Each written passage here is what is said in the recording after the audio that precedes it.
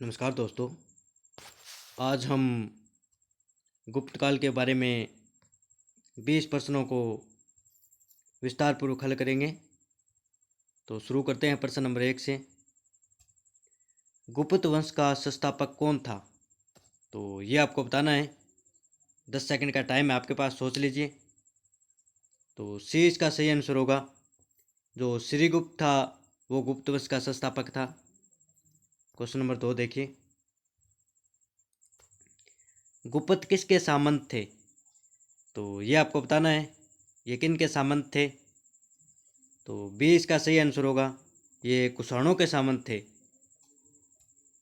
Question number 3 देखिए। गुप्त वंश के किस शासक ने सर्वप्रथम महाराजाधिराज की उपाधि धारण की?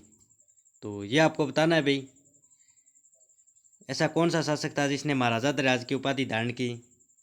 तो चंद्रगुप्त फर्स्ट था, इसने ये उपाधि धारण की थी भाई। बी इसका सही आंसर होगा। क्वेश्चन नंबर 4 देखिए। गुप्त शासन के दौरान निम्न में से ऐसा व्यक्ति कौन था जो एक एक में खगोल विज्ञानी और गणितज्ञ था? तो ये आपको बताना है कि ऐसा व्यक्ति कौन था जो खगोल विज्ञानी और गणितज्ञ दोनों था। तो सी इसका सही आंसर होगा भाई, आर्यभट्ट था। वो गणितज्ञ भी था और खगोल विज्ञानी भी था। क्वेश्चन नंबर 5 देखिए। गुप्त शासकों की सरकारी या फिर दरबारी भाषा थी? तो ये आपको बताना है भाई, इनकी दरबारी भाषा क्या थी? तो इनकी दरबारी भाषा है वो संस्कृत थी। डी इसका सही आंसर होगा। क्वेश्चन नंबर 6 देखिए। इतिहासकार पीवी स्मिथ ने किसकी विजयों से प्रभावित होकर उसे भारत का नेपोलियन नाम से पुकारा है? तो ये आपको बताना है भाई, किसको पुकारा है भाई भारत का नेपोलियन नाम से? तो प्रश्न बड़ा है, आप सोच लीजिए। तो डी इसका सही आंसर होगा भाई, समुद्रगुप्त है, उसे भारत का नेपोलियन नाम से पुकारा है भाई। क्वेश्चन नंबर 7 देखिए। गुप्त वंश का वह राजा कौन था जिसने हुणों को भारत पर आक्रमण करने से रोका? तो ये आपको बताना है। तो सी इसका सही आंसर होगा भाई, स्कंदगुप्त। क्वेश्चन नंबर 8 देखिए।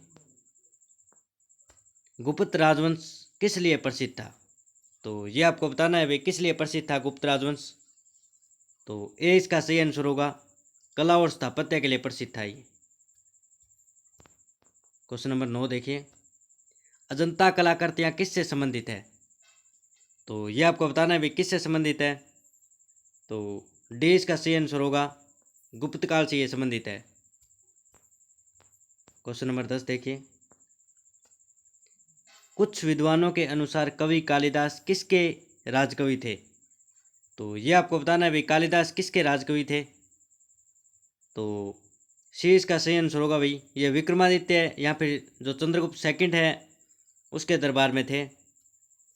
क्वेश्चन नंबर 11 देखिए। अजंता चित्रकारी की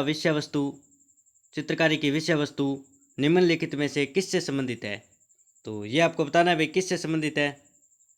तो ये बौद्ध धर्म से संबंधित है भाई। इसके बाद क्वेश्चन नंबर 12 देखिए। उत्तर गुप्त युग में जो विश्वविद्यालय प्रसिद्ध हुआ वह था?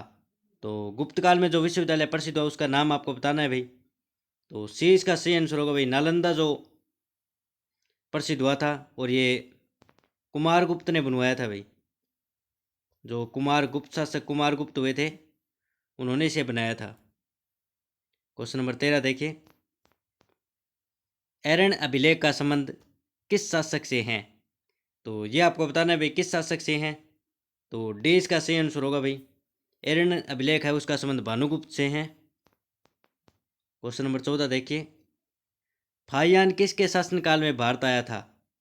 तो ये आपको बताना है भाई, फाहियान है वो किसके शासनकाल में भारत आया था? तो ये चंद्रगुप्त सेकंड के काल में भारत आया था भाई। और चंद्रगुप्त सेकंड को हम विक्रमादित्य के नाम से भी जानते हैं, विक्रमादित्य के नाम से भी। तो ये भी आप थोड़ा ध्यान रखें साथ में।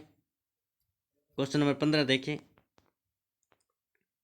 भारतीय संस्कृति का स्वर्णिम युग था। तो ये आपको बताना है भाई स्वर्णिम युग कौन सा था। तो ये गुप्त काल था भाई, डी इसका सही आंसर होगा बिल्कुल। क्वेश्चन नंबर 16 देखिए, फाहियान कहाँ का निवासी था। तो ये आपको बताना है भाई फाहियान है वो कहाँ का निवासी था। तो ये चीन का निवासी था भाई, सी इसका बिल्कुल सही आंसर होगा। क्वेश्चन नंबर 17 देखिए, सेतुबंध का रचनाकार प्रवरसेन सेकंड किस वंश का शासक था। तो ये आपको बताना है भाई ये किस वंश का शासक था। तो ये वाकाटक वंश का शासक था भाई, सी इसका सही आंसर होगा। क्वेश्चन नंबर 18 देखिए, किस गुप्तकालीन शासक को कविराज कहा गया। तो ये आपको बताना है भाई कविराज किसे कहा गया है। तो ये समुद्रगुप्त को कहा गया है भाई। इसकी 3 रचनाएं भी है भाई, रत्नावली, रत्नावली, नागानंद और प्रियदर्शिका।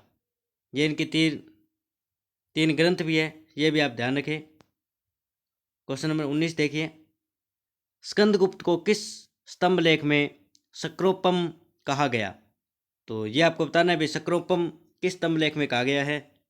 तो कहोम स्तंभ अभिलेख में कहा गया है भाई, ए इसका बिल्कुल सही आंसर होगा। उसके बाद क्वेश्चन नंबर 20 देखिए, श्रीलंका के राजा मेघवर्मन ने किस स्थान पर भगवान बुद्ध का मंदिर बनवाने के लिए समुद्रगुप्त से अनुमति मांगी थी। तो ये आपको बताना है भाई। तो इन्होंने बोध गया नामक जगह पर मंदिर बनाने के लिए समुद्रगुप्त से अनुमति मांगी थी। तो ये थे भाई 20 क्वेश्चन गुप्तकाल से संबंधित। आप कमेंट करके ज़रूर बताएं आपके 20 में से कितने सही हुए। धन्यवाद।